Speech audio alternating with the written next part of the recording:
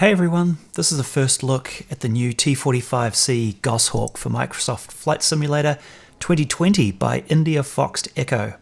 This isn't a review and I'm not a pilot after all, and I'm not familiar with this aircraft in too much detail, but rather this is just a look at what it offers to a casual flight simmer like me. A couple of things I should note before we go on. First up, I'm not a pilot, and I've never flown one of these in real life, so I don't really know how realistic this is as far as the flight model and so forth goes. Also, I was using the beta of this aircraft that I was lucky enough to have access to, so the final aircraft, when you get your hands on it, might look a little different in the final version. One of the first things you'll notice about this aircraft is just how stunningly beautiful the model is. The attention to detail, from the textures to the patina and the stains and so forth, are just excellent. It's incredibly well done. As we take a look around the aircraft, keep an eye on all the small things like the detailed rivets, the various intakes and exhausts that are present, even the engine covers and the remove before flight tags. You can really tell that a lot of time and effort has gone into making this one of the most visually accurate and representative aircraft that are currently available for Microsoft Flight Simulator. And with details like the actuating hook and speed brakes, it really finishes off the external details of the aircraft very, very nicely. If we take a look over the top of the aircraft, you can see one of the detailed paint schemes that come included with the pack. I think there are 4 others you can also pick from, which is really, really nice to have those included. The T45C is a training aircraft derived from the BAE Hawk for US carrier training, and it's still in service today. Because it's used on carriers, it has all the gear required for catapult operation, and of course the hook to grab the arresting wires, to slow you down on the postage stamp when you're done. The externals of the aircraft are obviously beautiful, but let's go inside and take a look at the startup. Okay, here we are. We're inside the cockpit. You could obviously see a beautiful layout here. We've got the remove before flight tag we can get rid of. Let's go ahead and flick on the batteries that we need to start with. Turn off that warning. Now we're ready to start with the rest of the startup operation. We're going to make sure we turn on the fuel control switch, the master engine switch, turn on fuel. We're going to flick on the APU switch. This is a little bit different from the real aircraft apparently, with a gas turbine starter, but in the simulation use the APU. So you can hear that firing up.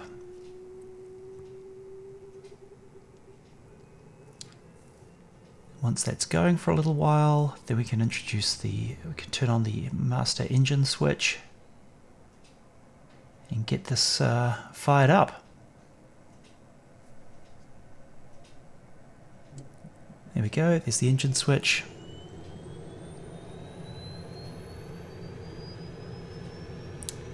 See a wonderful level of detail on all these dials, the beautiful 3D dials. Very well modeled. You can see our indicator panel here telling us what else we need to do before we leave. So we'll just let that spool up for a few seconds there until it comes up to speed. While we're doing that, we'll turn on our HUD. This is great. It's got a brightness entry, daytime entry, as well as an on-off switch. Also flick on our generator, now our engine's running.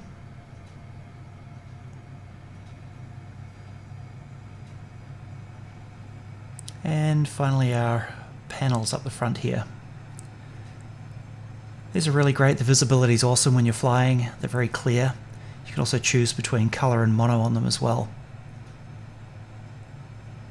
To turn on our oxygen, it's over on the left here. We'll switch on the main flow as well as our anti-G connection.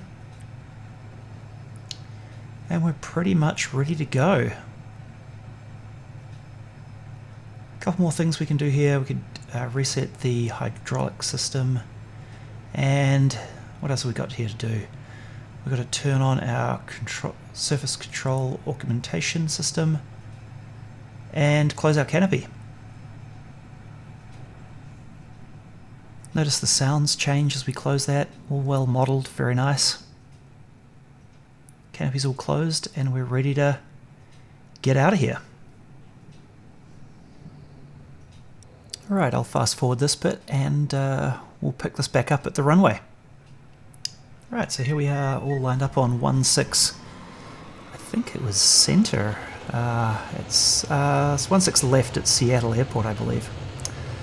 So as we trundle off down the runway here, the first thing I notice is just how quick this speeds up. It's incredibly fast, as you'd expect, I suppose. About 110, 120 knots. Pull back, lift off, lift up my gear, and time to have a bit of fun.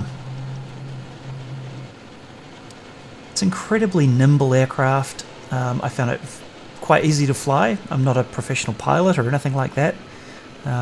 Just spent a bit of time in flight sim, so having come from other aircraft, obviously it's quite a step up in terms of performance and capabilities.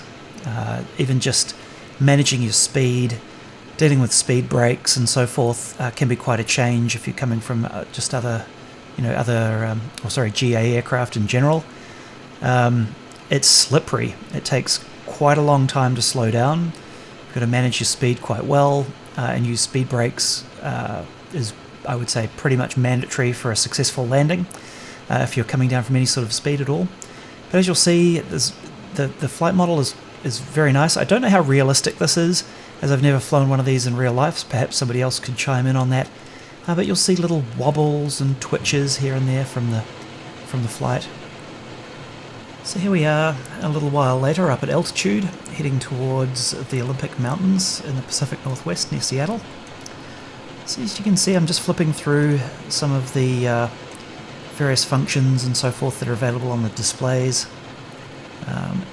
It's very well modeled from what I understand. I went and bought the manual for this online so I could learn about some of these, specifically around the navigation, that I'll get into perhaps in another video if you like this one. So yeah, by all accounts it looks pretty accurate.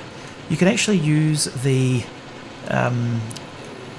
panel, the number panel up above where the displays are, to enter various data into the computer, such as the heading or the course and so forth. You can flip between mono and color and various different types of displays. You can get into the GPS system, flight systems, positioning, and so forth. It's all very functional, I guess is the best way to put it. Alright, so here we are, heading down into the mountains. A little bit of upside down time. I'm going to head down into this valley here. You can see the aircraft bouncing around as we go past a lot of the ridges and the hills here. Obviously the effects in Flight Simulator are pretty great, pretty good, at least in my view, for these kind of aspects of the game, and bringing a little bit of realism. One thing you'll notice, it's really the only downside I've noticed with this aircraft, is the HUD, and the display of the HUD in particular. So as we go through some of this, you'll see that it comes and goes in various light conditions, and part of that's to do with the TAA anti-aliasing that Flight Simulator uses. If you flip it to one of the other modes, you'll see that sort of effect disappears. But as we flip back and forth here, you'll see that a little bit more. So I'm following this river down the valley here.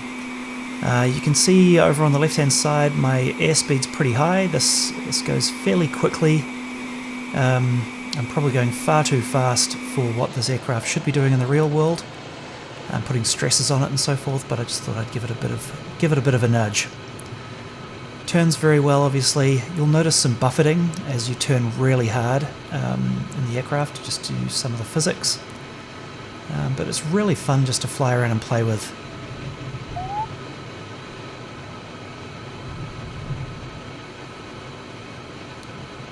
One of the other things you'll notice is simple things like you get some warning lights flashing when I go inverted, for example. It's like, I think it's an oil pressure light or something like that. It's I'm really not sure if that's particularly realistic or not. I'm not sure, but it brings a little bit of realism to the flight model and to the experience, which I found really quite nice. It's the little touches. So we'll just follow this valley down here, cutting it kind of close to this hill. You can see we've got a flashing warning on our HUD here as we head straight into the hillside, but I'll try and miss that. I'm certainly no experienced fighter pilot or anything like that, so I'm coming at this first look from a very casual perspective. The other aircraft I like flying are the Citation Longitude, Airbus A320, the MB339, also from IndiaFoxtEcho is another great aircraft that I find really well done in this simulator. Also, I'm not an experienced simmer in the likes of FSX or DCS or any other sims that are available. I took a long break from flight simming, too long a break one might say, and recently got back into it from Microsoft Flights, or for Microsoft Flight Sim 2020. Obviously I find the visuals and the whole thing absolutely stunning. I've been playing a little bit in VR recently as well, which has been super nice. And this aircraft is great in VR as well. I've really enjoyed it. So I guess the big question is, should you buy this? I certainly will be. I really enjoy flying the T45C around. I find this version of it in particular really fun to fly. The attention to detail is great. I really appreciate that. There's a lot of crappy free stuff around, even crappy paid stuff around. But after my experience with the MB339 from IndiaFoxtEcho, it was a no-brainer for me to want to get this jet. So I'll be purchasing it. You can buy it from all the normal external places and eventually in the Microsoft Marketplace. So if you like this video, please like and subscribe, add comments down the bottom, and I'll make more of them on the T45C. Thanks.